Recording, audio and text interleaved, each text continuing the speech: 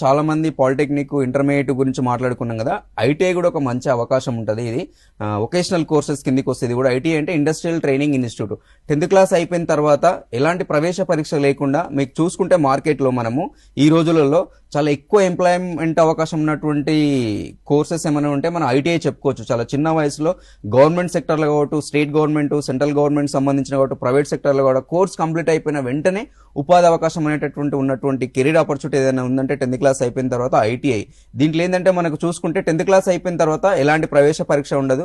మీరు 10th class అయిపోయినా మీ యొక్క 10th లో వచ్చినట్టు మార్క్స్ ఆధారంగా అడ్మిషన్ ఇస్తారు. దీంట్లో మనకు 2 years ప్రోగ్రామ్స్ ఉంటాయి, 1 year ప్రోగ్రామ్స్ ఉంటాయి. 2 years ప్రోగ్రామ్ చూసుకుంటే ఎలక్ట్రీషియన్, ఫిట్టర్, ప్లంబరు ఇలాంటి ప్రోగ్రామ్స్ ఏంటంటే ఎగ్జాంపుల్ మనకు ఒక ఎలక్ట్రీషియన్ తీసుకుంటే దీంట్లో 2 years ప్రోగ్రామ్ ఇది.